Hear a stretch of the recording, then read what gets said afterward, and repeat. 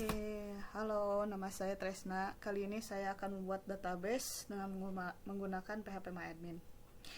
Oke, yang pertama yang kita lakukan adalah men-start XAMPP atau mengaktifkan XAMPP. Selanjutnya, mengakses localhost phpMyAdmin di mana kita akan membuat sebuah database dengan menggunakan query seperti yang saya tulis di layar dengan nama toko kelontong. Setelah kita mengklik tombol kirim, maka database tersebut terbuat dengan nama toko kelontong tadi. Karena database tersebut masih kosong, maka kita harus membuat sebuah tabel untuk mengisi data. Nah, tabel yang pertama akan saya buat adalah tabel barang, di mana tabel barang tersebut mempunyai beberapa field dengan nama ID barang sebagai primary key dengan tipe field varchar atau string dengan maksimum size adalah 10. Lalu ada nama barang dengan tipe string atau varchar tetapi dengan maksimum size 30. Selanjutnya ada harga. Karena harga sendiri familiar dengan angka, maka kita men-set tipe fieldnya dengan integer. Maksimum size-nya 10. Lalu terakhir ada stok sama seperti harga, maka kita men-set integer sebagai tipe fieldnya. Setelah selesai, klik tombol kirim dan tabel barang telah jadi, di mana kita dapat melihat struktur yang tadi kita buat, yaitu ada ID barang, nama barang, harga, dan stok dengan jenis yang tadi maksudnya jenis tipe dari field tersebut. Lalu selanjutnya kita membuat tabel yang kedua. Tabel tersebut saya beri nama dengan tabel transaksi. Nah, di mana tabel transaksi ini mempunyai beberapa field, yaitu pertama, ini wajib ya, kode transaksi sebagai primary key, sebagai unique key gitu, buat ngakses si tabel tersebut, di mana kode transaksi tersebut menggunakan tipe varchar dengan maksimum size 10. Yang kedua, kita membuat field dengan nama tanggal transaksi, tipe varcharnya date ya. Dia ada date, ada date time, tapi saya menggunakan date. Lalu ada ID konsumen. Ini nanti akan sebagai foreign key di tabel transaksi itu sendiri, tapi dengan varchar dan maksimum size 5. Setelah selesai, klik kirim seperti biasa. Lalu tabel transaksi telah jadi, dan jika dilihat dari strukturnya sama seperti yang tadi kita buat, tidak berbeda, cuman belum ada primary key atau foreign key yang diset. Oke, yang selanjutnya ada tabel detail transaksi.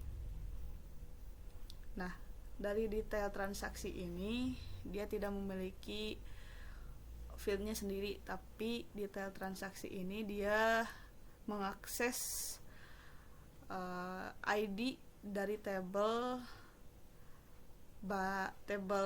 transaksi dan tabel konsumen, di mana dengan mengakses kode transaksi sebagai foreign key dengan tipe yang sama, varchar maksimum size-nya 10, dan ID barang dengan maksimum 10, sama seperti primary key yang ada di tabel barang dan transaksi. Lalu selanjutnya yang terakhir, strukturnya masih sama, dan selanjutnya yang terakhir ada tabel konsumen. Nah, tabel konsumen ini mempunyai field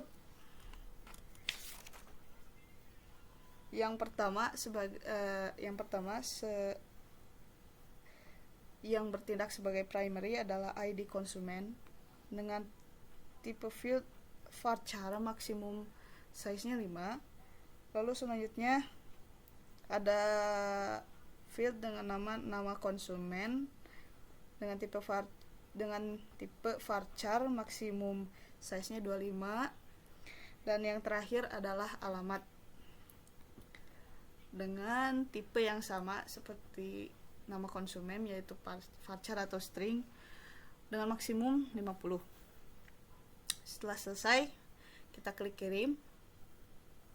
Setelah proses berhasil, maka tabel konsumen telah terbuat, dan jika dilihat dari struktur masih sama seperti tadi yang saya tuliskan di query SQL. Nah, setelah itu kita masuk untuk men-set primary key dari table barang, karena tadi sebelumnya kita tidak men-set dari awal primary key-nya. Nah, kita menggunakan alter table karena kita merubah struktur tabel yang sudah ada. Jadi alter table hampir sama seperti update terhadap table. Nah, yang selanjutnya,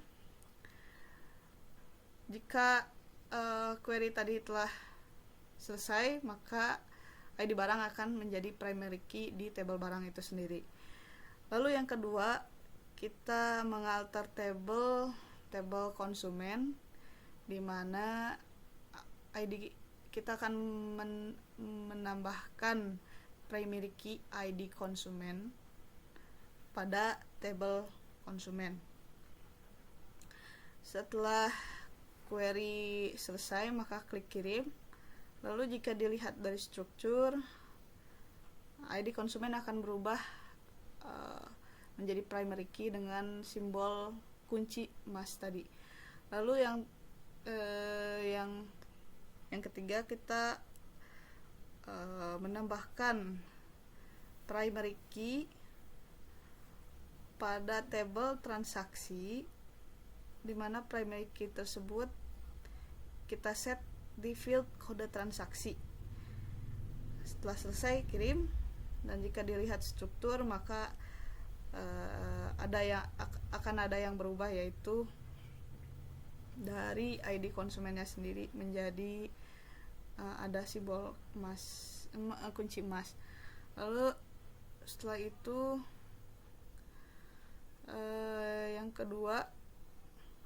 yang keempat, mengalter tabel transaksi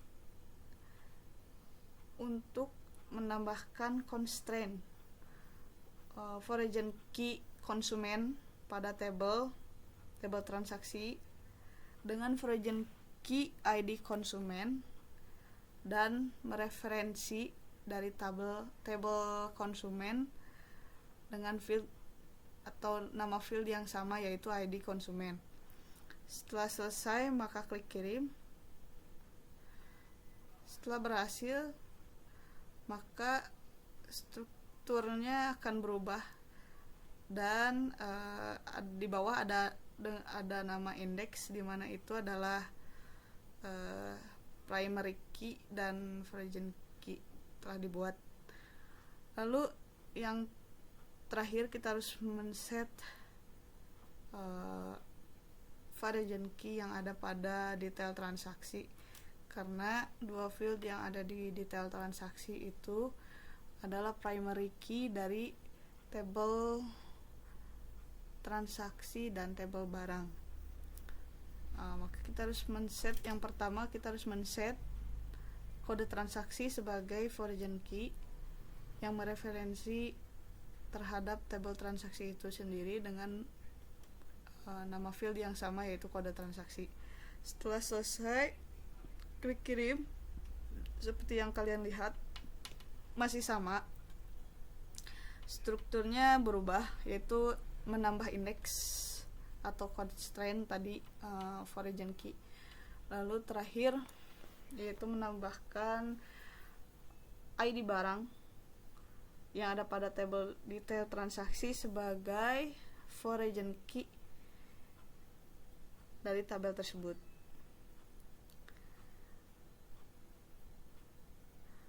Untuk query-nya sendiri tidak jauh berbeda seperti yang sebelumnya. Untuk penulisannya cuman yang harus diganti adalah nama table dan primary key atau origin key, nama origin key itu sendiri. Nah, setelah selesai, maka kita dapat melihat desain dari struktur table yang saling berkaitan atau relasi yang ada. Nah, jika kita telah membuat primary key, origin key pada tabel-tabel tersebut, maka tabel tersebut telah saling terhubung dengan menggunakan ID atau dengan menggunakan primary atau origin key dari masing-masing tabel tersebut. Nah, oke. Terima kasih.